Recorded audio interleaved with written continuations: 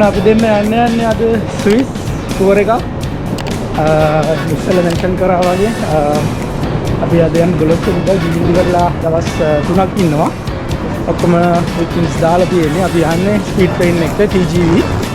ඒක පැරිස් වලින් තමයි යන්නේ ගාදිලියෝන් ඉඳලා සිරිච් වලට යන්නේ. සාමාන්‍යයෙන් 4:00 වගේ තියෙනවා. අපි බලමු කොහොම ට්‍රේන් එකේ එක්ස්පීරියන්ස් එක කියලා. ඔන්න ගයිස් ඉස්සෙල්ලා කිව්වා වගේ දැන් මං ඉන්නේ TGV ලිරියා ට්‍රේන් එකේ. මේක සෙකන්ඩ් ක්ලාස් සීට් එකක්. මම දාලා තියෙන සෙකන්ඩ් ක්ලාස් එක රිසර්වේෂන් එක.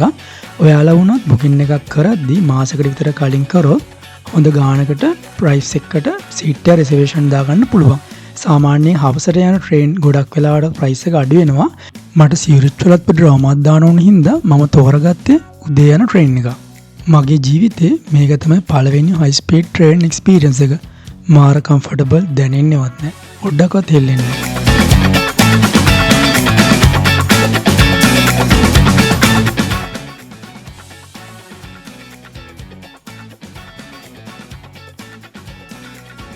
පැය 4:00 ගමන් කාලයක් වුණත් මේකේ තියෙන සුවපහසුකම නිසා ඒ මහන්සිය අපිට දැනෙන්නේ නැහැ. පැරිසිය වගේ කාර්යබහුල නගරයකින් මිදිලා මේ වගේ ලස්සන ගම්මැදින් යද්දී මාර හැඟීමක් දැනෙනවා.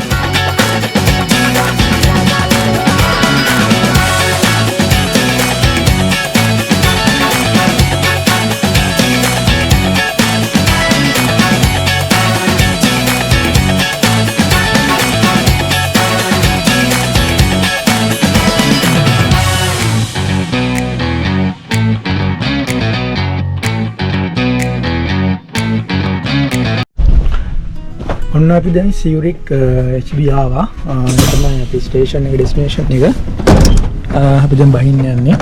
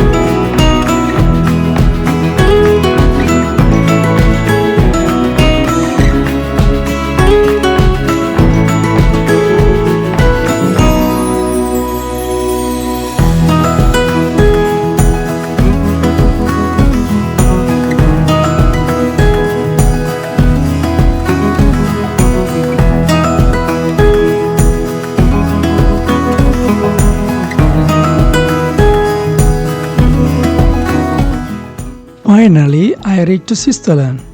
මේක මගේ ජීවිතේ ලැබුණ ලොකු ජයග්‍රහණයක්.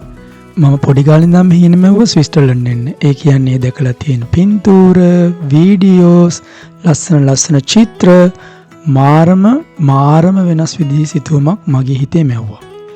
ඉතින් මම කොහොමයි try කරලා ස්විට්සර්ලන්ඩ් ආවා. හොඳට මතක තියාගන්න. ඔයාලා ගිහින් කවදාවත් අතාරින්න එපා. දිගටම හින දකින්න, දිගටම try කරන්න. අපි සියුරික් ස්ටේෂන් එකේ අපේ ලගේජ් තියන්න පුළුවන්. මෙන්න මෙහෙම තමයි බැගේජ් ස්ටොක් කරන ඒරියා එක තියෙන්නේ. මේ ෆැසිලිටි එක ස්විට්සර්ලන්ඩ් වල තියෙන හැම ස්ටේෂන් එකකින්ම ඔයාලට ලබා ගන්න පුළුවන්.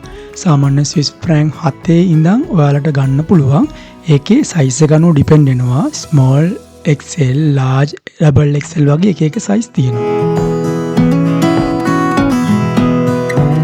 අපි අපේ ලගේජස් තියලා අපි හොටෙල් එකට යන්න කලින් පොඩි රාමත් දානවා සියුරික් පැත්තේ සියුරික් ෆ්ලේක් එක පටන් ගන්න හරි. Yeah, also I mean for one I think I will die in the middle of the summer to be.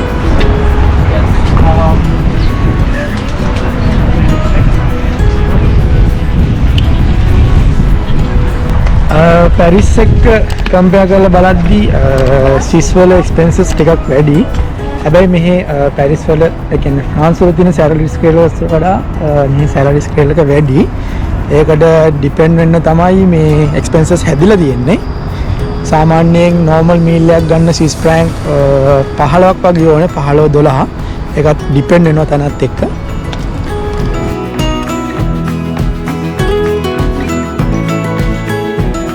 ඉස්සෙල්ලාම කිව්වා වගේ ස්විට්සර්ලන්තේ භාවිත වන මුදල් ඒකකය තමයි ස්විස් ෆ්‍රැන්ක්. ස්විට්සර්ලන්තය කියන්නේ ෂෙන්ගන් කන්ට්‍රි 29ට ඇතුළත් වුණ එක රටක්. ඔයාට ෂෙන්ගන් කන්ට්‍රි එක්ක වීසා එකක් තියෙනවා නම් ආයේ මේ රටට එන්න වෙනම වීසා එකක් ඉල්ලුම් කරන්න ඕනේ නැහැ. ෂෙන්ගන් කන්ට්‍රි 29න් කිහිපයක් තමයි ඕස්ට්‍රියාව, බෙල්ජියම, ඩෙන්මාර්ක්, ෆ්‍රාන්සය, ජර්මනිය, ග්‍රීසිය, අයිස්ලන්තය, ඉතාලිය, ලැතිවේනියා වගේ රටවල්. හැබැයි ස්විට්සර්ලන්තය යුරෝප් යූනියන් එකේ රටක් නම් නෙමෙයි. ස්විට්සර්ලන්තයේ සියලුම වාණිජමය කටයුතු වෙන්නේ මේ සියුරිච් වල. සියුරිච් කියන්නේ ගොඩක් කාර්යබහුල සහ වියදම් අධික නගරයක්. ස්විට්සර්ලන්ත වල කැපිටල් සිටි එක තමයි බර්න්. ඔයාට සියුරිච් ආවොත් ලේක් සියුරිච් එක, ලිමාට් ගඟ, එතකොට පැරණි නගරය වගේ බලන්න පුළුවන්.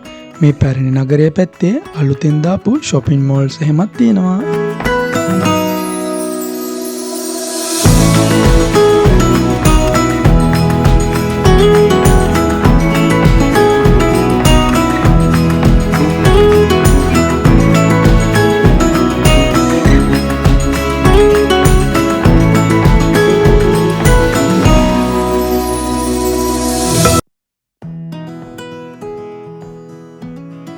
මේ තමයි සියුරිච් නගරේ පිහිටලා තියෙන කෞතුකාගාරය.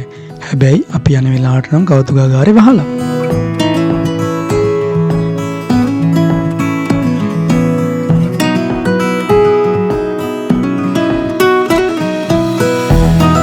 ඔන්න ඔහොම තමයි පැරිසියෙන් ඉඳන් සියුරිච් වලට මගේ ගමන. ස්විට්සර්ලන්ත වල ඊතුරු වීඩියෝස් ටික බලන්න මාව ෆලෝ කරන්න අමතක කරන්න එපා. සබ්ස්ක්‍රයිබ් කරන්න. බයි බයි.